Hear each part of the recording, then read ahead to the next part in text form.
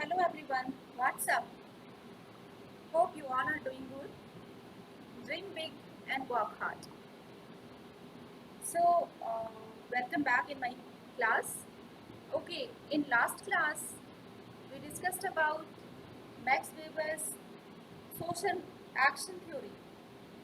पिछली क्लास में हमने मैक्स वेबर के सामाजिक क्रिया सिद्धांत की बात की थी और मैक्स वेबर ने सामाजिक क्रिया का अपना सिद्धांत अपनी रचनाओं the theory of social and economic organization और मेथोडोलॉजी ऑफ सोशल साइंसेस में दिया है। आज हम ये देखेंगे कि मैक्स वेबर ने सोशल एक्शन के कितने प्रकार बताए हैं। तो स्टूडेंट्स, सोशल एक्शंस आप समझ गए होंगे। सोशल एक्शंस का मतलब होता है दो या दो से अधिक कर्ताओं के बीच में मीनिंगफुल इंटरेक्शन होना, उसको हम सोशल एक्शन कहते हैं। और सोशल एक्शन के लिए ज़रूरी है कि आप एक सोशल सिचुएशन में उसे करते हैं और उस सोशल सिचुएशन की कुछ कंडीशंस होती हैं, ट्रेडिशंस हैं, नॉर्म्स हैं, वैल्यूज़ हैं या फिर नियम हैं। और सामाजिक क्रिया में कम से कम एक कर्ता है और एक प्रतिकर्ता है और उनकी एक मैसेज है, उसके बीच में एक समझ विकसित करने का प्रयास है, एक संचार है। अब आप अपने जीवन में देखिए, अपनी लाइफ में देखिए कि आप कितने प्रकार की सामाजिक क्रियाएं करते हैं। अर्थात साधारण भाषा में कहें तो आप दिन भर में किन लोगों से मिलते हैं, क्या क्या आप एक्टिविटीज करते हैं, इसका एक आप सोचिए इसके बारे में और इसका एक लेखा जोखा कीजिए कि आप दिन भर में जो क्रियाएं करते हैं वो किस किस प्रकार की होगी। उठते ही आप क्या करते हैं, फिर क्या पूरे दिन में आपकी बहन भाइयों से क्या लड़ाई होती है, क्या मम्मी से किसी बात पर आर्ग्यूमेंट होता है, क्या आप परंपरागत रूप से ऐसे कोई काम करते हैं जिनके कारण को आप अपने घर वालों से नहीं पूछते हैं, जैसे कि घर में कोई बड़ा आया तो उसके पैर छूने, ओके, या फिर आपने जब 10th का एग्जाम पास किया था तो सबसे बड़ा सवाल आपके पास ये था कि 11th-12th में आप कौन से सब्जेक्ट्स लेंगे। तो उसके लिए क्या किया था आपने, उसके लिए आपने राय ली थी अपने रिश्तेदारों से, अपने माता पिता से, अपने दोस्तों से, अपने टीचर्स से। अन्य शब्दों में आपने काउंसलिंग ली थी कि कौन से सब्जेक्ट में करियर अपॉर्चुनिटी ज़्यादा है, आपको अच्छा जॉब मिल सकता है। और इसके अलावा कुछ आप काम ऐसे भी करते होंगे जो आप करते हैं बस क्योंकि आपका विश्वास है उन क्रियाओं को करने में, उन कार्यों को करने में। जैसे सुबह पहले उठते ही मंदिर जाना या फिर व्रत करना, इस प्रकार की क्रियाएं भी करते होंगे। तो देखिए, मैक्स वेबर जर्मन सोशियोलॉजिस्ट, उन्होंने हमारे जो दैनिक जीवन की जो गतिविधियां हैं, साधारण भाषा में कहें हम जो व्यवहार करते हैं, उसकी कुछ श्रेणियां बनाई और उन श्रेणियों को बनाते हुए और हमारे जो व्यवहार है या हमारे जो कार्य करने के तरीके हैं, एक्टिविटीज करने की, सोशल एक्टिविटी, सोशल एक्शंस, उनको अलग अलग श्रेणियों में बांट दिया। क्योंकि मैक्स वेबर है, इन्होंने आइडियल टाइप की मेथोडोलॉजी भी दी हमें स्टडी करने में, तो उन्होंने आइडियल सोशल एक्शंस बना दी कि सोशल एक्शंस के भी कुछ मॉडल्स हैं। अगर वो सोशल एक्शन उस कैटेगरी में आती है तो उसे हम पर्टिकुलर एक नाम देंगे। ठीक है, आया समझ में आपको कि हम प्रतिदिन जो व्यवहार करते हैं, अगर आप उसको ठीक से समझ लेते हैं तो इन सोशल एक्शंस को समझने में और एग्जामिनेशन में लिखने में आपको बहुत आसानी होगी, आपको बिल्कुल रटना नहीं पड़ेगा। ओके, तो हम ये देखते हैं कि सबसे पहले वो बात करते हैं परंपरागत क्रियाओं की। ऐसे कोई ऑर्डर में बात नहीं की है, आप लिख सकते हैं किसी भी ऑर्डर में, लेकिन पहले हम ट्रेडिशनल एक्शंस की बात कर लेते हैं बच्चों। तो ट्रेडिशनल एक्शंस वो एक्शंस होती है जो आप परंपराओं के कारण करते हैं, और ऐसा आप इसलिए करते हैं क्योंकि ऐसा होता आया है, बहुत पुराने समय से ऐसा होता आया है। आपके परिवार में, आपके गांव में या आपके देश में या आपके कल्चर में ऐसा व्यवहार होता आया है, उसको हम कहते हैं ट्रेडिशनल एक्शन। जैसे राजा के बेटे का उत्तराधिकार, राजा का बेटा है वो राजा का उत्तराधिकारी बनेगा, उत्तराधिकार को परंपरा के आधार पर। अब वर्तमान में तो डेमोक्रेसी है, कोई राजा नहीं है, लेकिन फिर भी हमारे यहाँ पर या विश्व में कहीं भी परिवार व्यवस्थाएं तो है। तो पितृसत्तात्मक परिवार में सत्ता किसके हाथ में रहती है? एल्डरली मेल मेंबर के हाथ में, मतलब परिवार के सबसे वृद्ध पुरुष सदस्य के हाथ में। तो वही निर्णय लेते हैं, इसको कहते हैं ट्रेडिशनल एक्शन। या फिर ट्रेडिशनल एक्शन में आप देख सकते हैं कि हमारे यहाँ पर अपनी जाति में विवाह करना एक ट्रेडिशनल एक्शन है, विवाह में दहेज देना एक ट्रेडिशनल एक्शन हो गया, क्योंकि ये परंपरा है, परंपरा के आधार पे आप काम कर रहे हो।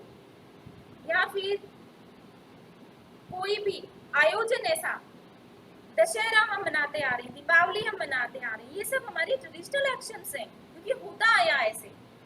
फिर हम बात करते हैं अफेक्टिव एक्शंस की। अफेक्टिव एक्शंस का मतलब हुआ वो सामाजिक क्रियाएं जो हम भावनाओं में आकर करते हैं। कई बार आप क्या करते हो, आप अपने बहन भाइयों से झगड़ा हो गया, रोना चिल्लाना शुरू कर दिया, आपने मोबाइल को फेंक के मारा और मोबाइल टूट गया, और बाद में आपको बहुत दुख हुआ कि आपका मोबाइल टूट गया, व्हाट्सएप कैसे देखोगे। और आजकल तो व्हाट्सएप के बिना काम ही नहीं चलता बच्चों का है। वैसे सोशल मीडिया का पॉजिटिव इस्तेमाल करना चाहिए, अब मोबाइल जरूरी हो गया आपकी स्टडीज के लिए, है ना। लेकिन हम ये बात कर रहे हैं कि भावना में आके आपने अपना मोबाइल तोड़ दिया।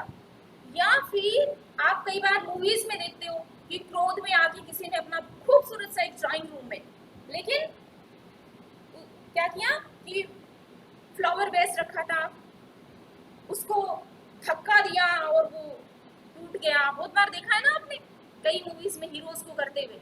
उसको कहते हैं आप भावनात्मक क्रिया, मतलब भावना में आके और आप रिएक्ट करते हैं, उसको भावनात्मक क्रिया करते हैं। क्रोध में, खुशी में, है ना, मतलब आप संतुलन, अपना बैलेंस आप नहीं बना पाते हैं और आप तार्किक रूप से न सोचकर भावना में आकर आप कोई कार्य करते हैं, तो उसको वो भावनात्मक क्रिया कहते हैं। और इसका एग्जाम्पल ये भी हो सकता है कि मान लीजिए आपकी आर्थिक स्थिति बहुत अच्छी नहीं है, लेकिन भावना में आकर और आप बहुत सारा पैसा दान में दे दें और फिर आपको डिफिकल्टी हो, तो ये भावनात्मक हुआ। फिर हम बात करते हैं वैल्यू रैशनल सोशल एक्शन की। वैल्यू रैशनल सोशल एक्शन का मतलब हुआ वह सामाजिक क्रियाएं जो आप कुछ मूल्यों के लिए करते हैं, क्योंकि आप ऐसा करना अच्छा समझते हैं, आपके लिए वो बहुत ही महत्वपूर्ण है। ऐसी क्रियाएं धार्मिक हो सकती हैं, देशभक्ति की हो सकती हैं, परिवार के प्रति समर्पण की हो सकती हैं। इनको आप कहेंगे वैल्यू ओरिएंटेड सोशल एक्शंस। जैसे आपने एक ऑर्फन, एक मतलब अनाथ बच्चे को गोद लेना, उसका पालन पोषण करना, क्योंकि आप किसी के लिए अच्छा करना चाहते थे। या फिर चैरिटी में पैसा देना, ये सब किस तरह की है? वैल्यू ओरिएंटेड है, क्योंकि आपके मूल्य ऐसे हैं। या फिर मान लीजिए किसी को रोड क्रॉस करना है, वो ब्लाइंड है, आपको कॉलेज टाइम से पहुंचना है, लेकिन आप क्या करेंगे? दूसरों की सहायता करना आपने बचपन से सीखा है, तो आप उनको रोड क्रॉस पहले करवाएंगे, फिर आप कॉलेज पहुंचेंगे। इसे हम कहते हैं वैल्यू ओरिएंटेड सोशल एक्शंस। फिर हम बात करते हैं रैशनल एक्शंस की, लॉजिकल रैशनल एक्शंस। अब देखिए वर्तमान समय में जो हमारे आधुनिक समाज है, उनमें तो तार्किकता की बात ज्यादा होती है, इस प्रकार की क्रियाएं हम ज्यादा कर रहे हैं, जबकि परंपरागत ग्रामीण समाजों में परंपरागत क्रियाओं की प्रधानता होती है। लेकिन वर्तमान जटिल इंडस्ट्रियल सोसाइटीज में रैशनल क्रियाएं ज्यादा है, लॉजिकल या रैशनल क्रियाएं, जिसमें आप ये देखते हैं कि मैं ये काम करूंगा तो मुझे क्या फायदा होगा। जैसे कि उदाहरण के लिए, जैसे मैंने कहा था आपको कि आपने 10th क्लियर कर लिया, अब आपके पास सब्जेक्ट्स लेने हैं आपको, तो आप क्या करेंगे? इवैल्यूएशन करेंगे। आप बहुत सारे ऑल्टरनेटिव्स होंगे आपके पास, डिसीजन कैसे लेंगे? आप निर्णय कैसे लेंगे? तार्किक आधार पर। तार्किक आधार पर निर्णय ये होता है कि अनेक विकल्पों से, मान लीजिए 1 2 3 4, आपके पास 4 विकल्प हैं, चारों विकल्पों के आप क्या करेंगे? प्रोस एंड कॉन्स देख लेंगे, मतलब ये वहाँ फायदे नुकसान देख लेंगे, चारों की तुलना करेंगे, और फिर आपको जो श्रेष्ठ लगेगा आप वही कार्य करेंगे और वही सब्जेक्ट लेंगे। ये कैसी हुई? रैशनल एक्शन, तार्किक क्रिया हुई। अर्थात एग्जामिनेशन क्लियर करना है तो आप क्या करेंगे, आप अपना पढ़ाई का शेड्यूल बनाएंगे और नियमित रूप से अध्ययन करेंगे। या फिर मान लीजिए आपको एक स्पोर्ट्स पर्सन बनना है तो फिर आप क्या करेंगे, आप कोच के पास जाएंगे, आप रोज रोज प्रैक्टिस करेंगे उस खेल विशेष की, तभी आप उसमें सफल हो पाएंगे। या फिर आप एक इंजीनियर है, आपको एक ब्रिज बनाना है तो उसकी पहले आपको स्ट्रेटेजी या प्लानिंग करनी पड़ेगी। इसको बनाने से देश को या कम्युनिटी को ये फायदा होने वाला है। उसको हम कहते हैं कि सोच समझ, आम भाषा में क्या कहते हैं, सोच समझ के काम करना। या फिर इससे क्या फायदा होगा, सबसे बड़ा है कि जो आप काम कर रहे हो इसका रिजल्ट क्या होने वाला है। जब आप रिजल्ट को ध्यान में रखते हुए प्लानिंग करके स्ट्रेटेजी बना के और अपने संसाधनों को ध्यान में रखते हुए कोई भी सामाजिक क्रिया करते हैं तो वेबेरियन सोशियोलॉजी में हम उसे रैशनल एक्शन कहते हैं या तार्किक सामाजिक क्रिया कहते हैं। तो एक बार हम रिवाइज कर लेते हैं।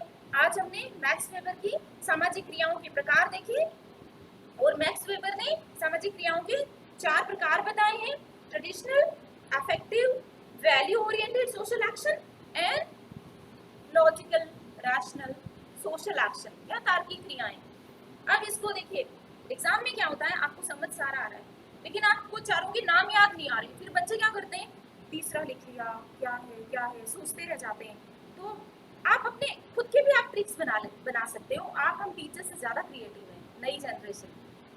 तो आप इसको ऐसे याद रख सकते हैं, RAT, रैट मीनिंग पता है ना हिंदी में, और आगे ऐसे करके B कर दिया है ना।